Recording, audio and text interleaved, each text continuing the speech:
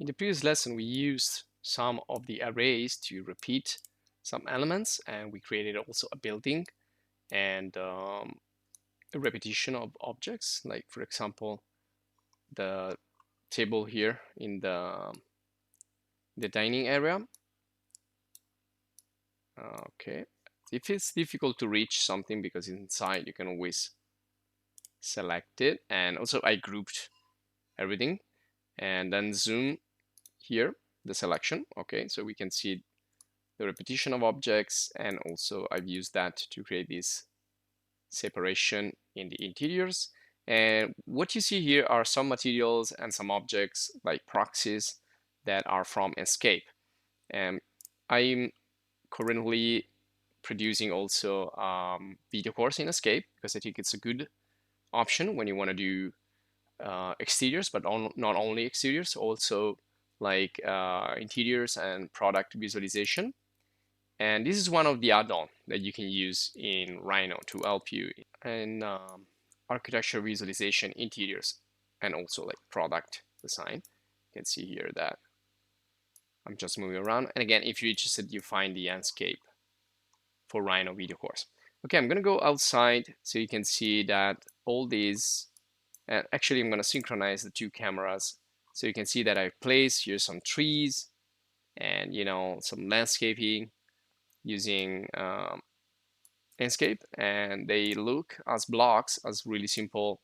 Let's go like in shaded view here. So they look like proxies in here, so just like placeholders, and then when you render, you will see them at full quality.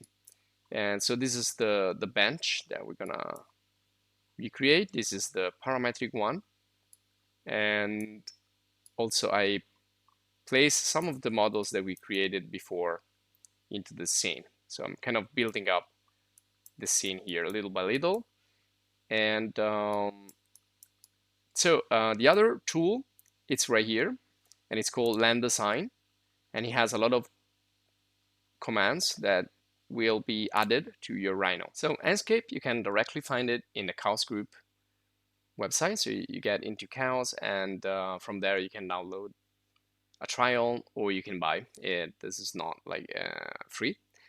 And with this, you can create 3D rendering and 3D animation, exterior, interior, architecture. And also with Chaos, you also have Vantage, which is another tool that can help you with rendering, simplifying like big scenes like this, which are sometimes pretty difficult to handle in RHINO. And then you have Twinmotion also, which is also free. And again, it's for architecture visualization, product visualization. And you can just export the model from RHINO and import into Twinmotion. It's not an add-on. This is a separate software. And also Real Engine, which is way more complex. So also to create interactive application and video games. So next one will be RHINO Lands. And this one here, you can see, can be found in Food for RHINO. Actually, you can find also Enscape in Food for RHINO, because Enscape is an add-on. And also V-Ray for RHINO from Chaos, it's an add-on for rendering, and we dedicated another course to this. So if you look for landscape, you'll find tools concerning this topic, and there it is. So this is not for free, but you have a free trial which lasts, I think, a couple of months. So you can see that it can be used to apply like vegetation and exteriors in general to enrich your project. So you click on download and you save it in a folder. I saved this into this, let me see here. There you go, in this folder. And once you finish to download, just double click and proceed with the installation. It's really easy. So just follow the wizard. And once you install it, you should see it. You need to close and reopen RHINO. And you should see the menu here, but also this pretty big toolbar like this, where you have like the position of, well, you can paint or you can scatter plants, you can put plants on points, You can do like arrays or, scattering forests, etc., etc. So you have a lot of tools again for landscaping, landscape design, and so on. Okay, I'm just gonna close this and just give it a look if you're interested. It should help you with the landscape. And also, I'm not gonna show you landscape because we're gonna focus more, of course, in RHINO tools. And I want to show you first these tools right here. So this is a surface that has been created using an image, and you can see I can scale it to make it more or less height. And this is a mesh. And when you render,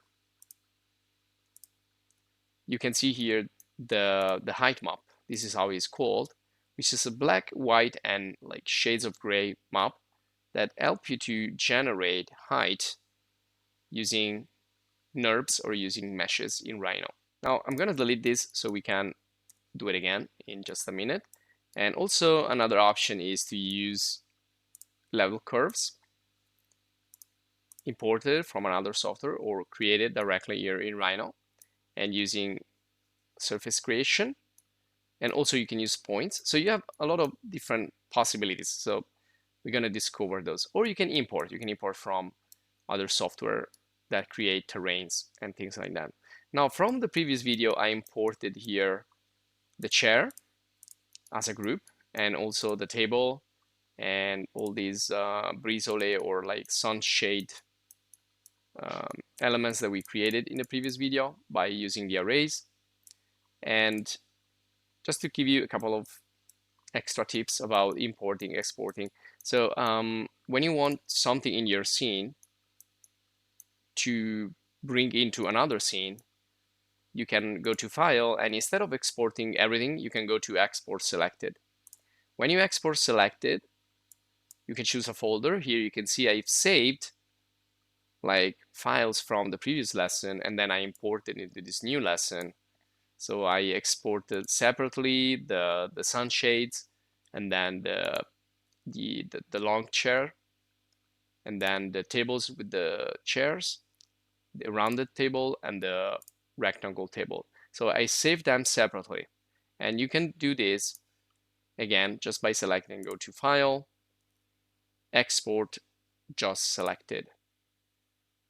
And you can just save it in another file like this. Or so when you import it, you can then import only one file. Let me just go to the top view. So if I say File, Import, and take that long chair, you can see it will be imported in the same exact position, because this is now considering the X, the Y, and the Z of the world that you're working with. So if the origin is here, it's going to import it exactly in the same place. That's really handy when you have like to synchronize elements, different elements of one project. Now the other option is to export with the origin.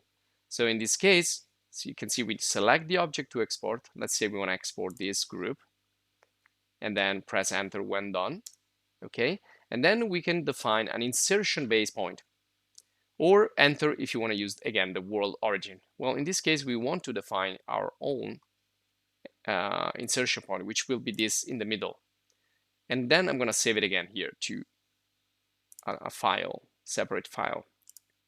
Okay, now if I import it again, so if I go to File, Import, and select this, you will see that it's going to bring it exactly in the middle of the world. So it's going to take the origin and it's going to use it to put it in the origin of the world. And then I can, of course, move it around where I need to place it. And then if we go down, we also have, instead of import, we have insert. Now insert is a little bit different. With the insert, you can decide if you want to import as a block, as a group, or as individual objects. And then here you have the blocks that you already have in the scene. Otherwise, you can go in the folder and